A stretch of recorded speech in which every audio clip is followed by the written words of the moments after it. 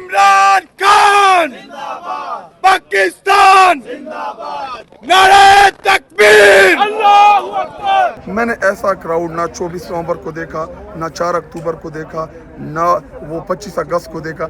ऐसा क्राउड मैं आपको हल्फन ईमानन कहता हूँ कि मैंने पीटीआई की तारीख में ऐसा वो पैशन, वो खान के लिए उनका वो मैं आपको एक्सप्रेस नहीं कर सकता अल्फाज में। इन केपी तो 5% भी नहीं था कराची के सामने।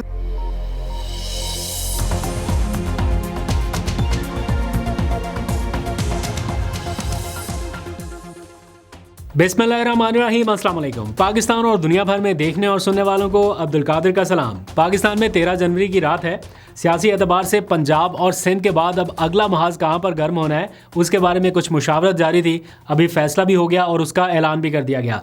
उसकी मुकम्मल तफसील आपके सामने रखता हूँ, क्योंकि जो उस फैसला साजी में शामिल हैं उनमें से कुछ लोगों से बात हुई कि हतमी तारीखें क्या है, कहाँ पर क्या कुछ होने वाला है, तो वो डिटेल्स आ चुकी है, आपके सामने रखता हूँ। मीनवाइल अडयाला जेल के बाहर भी आपको पता है इस टाइम आ चुके इमरान खान से मुलाकातों का दिन है, तो वहाँ पर भी उसी तरह का एक माहौल बना हुआ है। स्ट्रीट मूवमेंट, सियासी गहमा गहमी, जो कुछ भी आप कह लीजिए, जो हर मंगल के रोज़ होता है वो इस वक्त भी जारी है। बड़ी तादाद में लोग पहुँच रहे हैं, लेकिन रास्ते बंद किए गए हैं। इस बार रुकावटें थोड़ी ज़्यादा हैं, तो क्या वहाँ का माहौल है कुछ देर में विजुअल्स आपके सामने रखता हूँ। कैसे लोग रिक्शों में बैठ के पहुँचे हैं, कैसे लोग गाड़ियों में ऐसे ऐसे रास्तों से होकर अडयाला जेल पहुँच रहे हैं, और अभी तक ये सिलसिला जारी है। इसकी भी डिटेल्स आपके सामने रखते हैं। फिर आ चुके मैं पार्लियामेंट हाउस से वापस आया कुछ देर पहले, तो पीटीआई और हुकूमत के साथ कुछ राब्ते स्पीकर ऑफिस के थ्रू किए जा रहे हैं। तो ऐसा लग रहा है कि एक डेडलॉक कम अज़ कम वो ख़त्म हो रहा है और जल्द ही एक अहम पेशरफ्त सामने आएगी। वो डिटेल्स भी आपके सामने रखनी है। और फिर इस्लामाबाद में कुछ अहम मुलाकातें हो रही हैं। इस्लामाबाद वाले लाहौर जा चुके हैं। तो ये सारा कुछ क्या चल रहा है डिटेल्स आपके सामने रखते हैं, लेकिन पहले ज़रा सा आ जाइए। एक गुफ्तगू मैंने आपको सुनानी है। अभी मैं थोड़ी देर पहले पार्लियामेंट हाउस में था, तो शाहिद खट्टक से गुफ्तगू हुई। उनसे मैंने एक्सपीरियंस पूछा उनका, ये जो कराची का पूरा उन्होंने टूर किया है। मैंने कहा कि ज़रा आसान और सादा लफ्ज़ों में बताएं। वो एक तो होता है ना खाली लफाजी कि जनाब बड़ा ज़बरदस्त शो डाउन था और वो सारा हम देख चुके हैं, विजुअल्स हम देख चुके हैं, लेकिन रियल में बताइए कि आपको डिफरेंट क्या लगा। आपने इतने सारे जलसे, इतनी सारी रैलीज़ कर रखी हैं, इस बार डिफरेंट क्या था। तो उन्होंने जो बताई हैं चीज़ें वो बड़ी इंटरेस्टिंग है। यानी वो कह रहे हैं कि मेरी सियासी कैरियर का हल्फन, वो कह रहे हैं कि मैं हल्फन ये कह सकता हूँ कि मेरे सियासी कैरियर का ये सबसे बेहतरीन स्ट्रीट मूवमेंट या पावर शो था। क्या कहा उन्होंने, ज़रा 1-2 मिनट की उनकी गुफ्तगू है, ये सुन के वापस आइए। फिर आपको अगले सरप्राइज़ का बताते हैं कि अब अगली क्या प्लानिंग कर ली गई है। ये कराची का जो क्राउड था, क्या ये मैंने ऐसा कभी नहीं, मैंने ऐसा क्राउड ना 24 नवंबर को देखा, ना 4 अक्टूबर को देखा, ना वो 25 अगस्त को देखा। ऐसा क्राउड मैं आपको हल्फन ईमानन कहता हूँ कि मैंने पीटीआई की तारीख में खान साहब के होते हुए, जब वो हमें लीड करते थे, उनकी मौजूदगी में भी ऐसा चार्ज, ऐसा वो पैशन, वो खान के लिए उनका वो मैं आपको एक्सप्रेस नहीं कर सकता अल्फाज में। केपी तो 5% भी नहीं था कराची के सामने। ये तो हमें लग रहा था कि हम बड़े तकड़े हैं, लेकिन जो सिंध में है, जो कराची में है, जो खान के साथ वो इश्क करते हैं, जो इमरान खान साहब के साथ वो मोहब्बत कर सकते हैं, वो मेरे पास अल्फाज नहीं है कि मैं आपके सामने बयान कर सकूं। वो बहुत अलग लोग टर्निंग पॉइंट समझते हैं। देखिए, हमें हौसला मिला है। हमें कराची जाने के बाद हमें हौसला में, हम भी कभी कभी डाउन हो जाते हैं ना, तो कराची वालों ने वो हमारा हौसला बने, पूरे पाकिस्तान का हौसला बने। अनएक्सपेक्टेड तो शायद उसके लिए छोटा लफ्ज़ हो, मतलब कराची में जो मनाजर देखे हमने, कराची की आवाम, सिंध की आवाम, उन्होंने जो रिस्पांस दिया अनबिलीवेबल था हमारे लिए। और मज़े की बात कादर भाई वो ये कि जब हमने जल्द से अनाउंस किया, हमारे पास सिर्फ 48 आवर्स से भी कम, साउंड सिस्टम नहीं, स्टेज नहीं, कोई भी पॉइंट नहीं कि लोगों को पता हो कि हमने इधर खड़े होना है। आप यकीन माने 8 घंटे तक लोग वहाँ पे खड़े रहे। वहाँ पे कोई साउंड सिस्टम नहीं था, जलसा खुद ब खुद चल रहा था। 1 रुपए का हमारा खर्चा नहीं हुआ, सिंगल पीली 1 रुपए, ज़्यादा होता है या कम। सुबह वो हमारे सफाई सदर के शायद वो फ्लोट के ऊपर कोई 40-50 हज़ार रुपए लगे हों।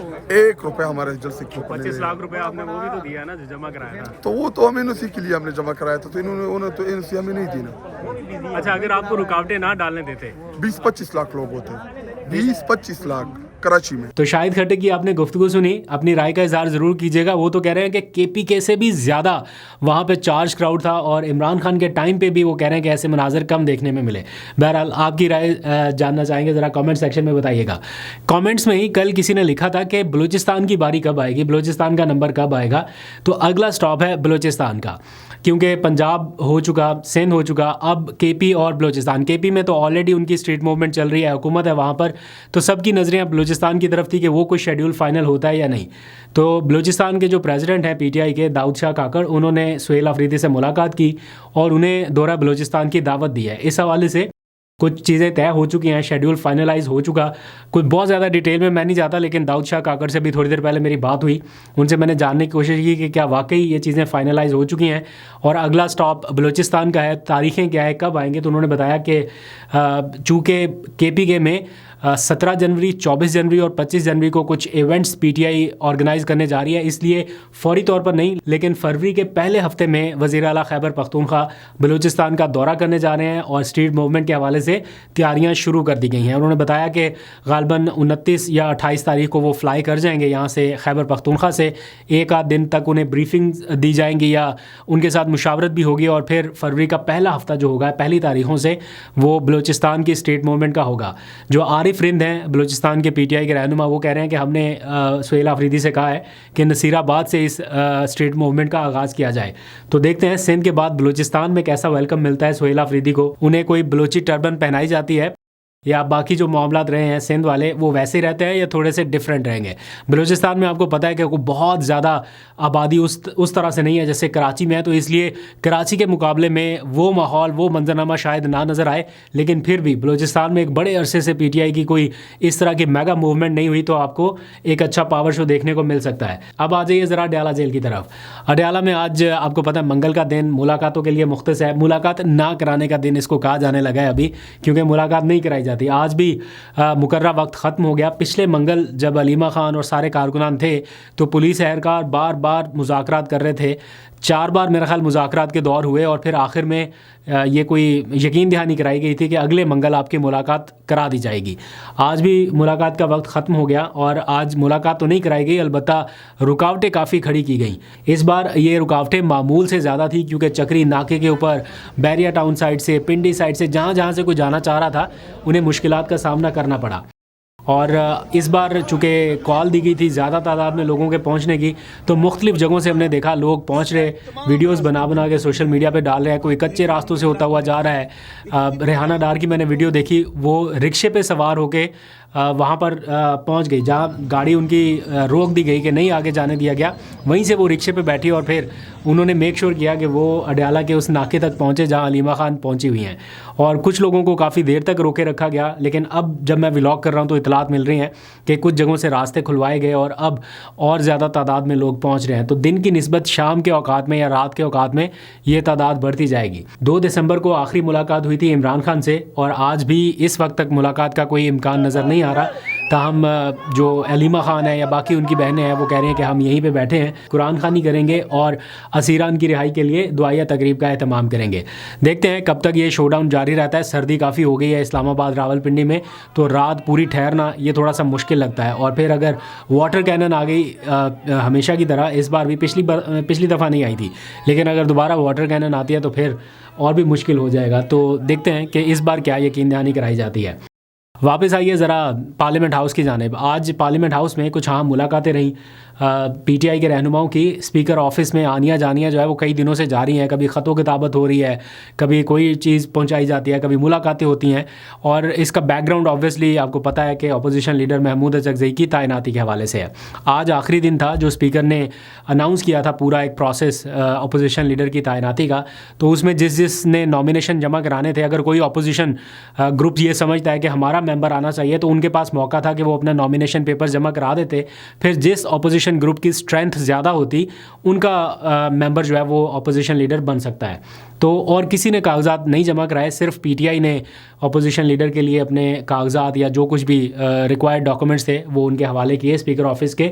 और अब कल स्क्रूटनी होगी, यानी जिन्होंने दस्तखत किए हैं, पीटीआई के 74 अरकान हैं जिन्होंने दस्तखत किए हैं। इतनी बड़ी तादाद में किसी पार्टी के पास अपोजिशन के लोग नहीं हैं, इसलिए बाय डिफ़ॉल्ट ये अपोजिशन लीडर पीटीआई का बन जाना चाहिए। और अगर स्पीकर साहब चाहें या उनके पास इस कदर इख्तियारात हैं कि वो फौरी तौर पे भी चाहें तो उनको नॉमिनेट कर सकते हैं, लेकिन वो पूरा एक प्रोसेस जो है वो फॉलो कर रहे हैं।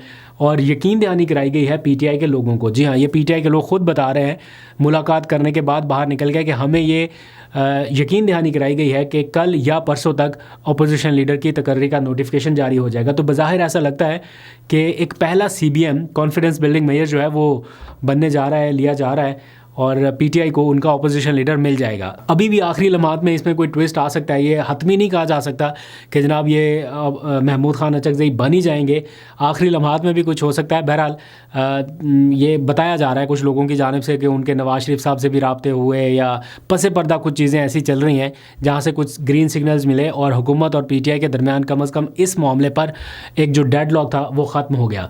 तो अगर वाकई ख़त्म हो गया तो फिर तो 1-2 दिनों में या 24 घंटे के अंदर उनको नोटिफाई किया जा सकता है। तो देखते हैं महमूद खान अचकज़ई अपोजिशन लीडर बनके इमरान खान की रिहाई के लिए क्या मौसर किरदार अदा कर सकते हैं। फवाद चौधरी की भी इस्लामाबाद में मुलाकातें जारी हैं NDC के प्लेटफॉर्म से, यानी नेशनल डायलॉग कमेटी उनका प्लेटफॉर्म है, उसी से वो मुलाकातें कर रहे हैं। वो पहुँचे मौलाना फजलुर रहमान के साहबजादे महमूद असद के पास, उनसे उन्होंने मुलाकात की, मौलाना फजलुर रहमान के किरदार के हवाले से बातचीत की। ताहम अभी मुझे थोड़ी देर पहले पता चला कि मौलाना साहब जो हैं वो लाहौर पहुँचे हुए हैं, उन्होंने ख्वाजा साद रफ़ीक से मुलाकात की, उनकी साहबजादी या कोई मेरा ख्याल है ख़ानदान में कोई शादी की तकरीब थी, उस पर उन्होंने मुबारकबाद दी। तो ये मेल मुलाकातों का सिलसिला इस वक्त जारी है। But the matter of fact is this के इमरान खान जेल में हैं और उनकी रिहाई के लिए अभी बहुत सारी कोशिशें, बहुत सारी एफर्ट्स बाकी हैं। देखते हैं कब तक ये सिलसिला मुकम्मल होता है, आपको अपडेट करते रहेंगे। अभी तक के लिए इतना ही, अपना बहुत सा ख्याल रखिए। अल्लाह हाफिज़।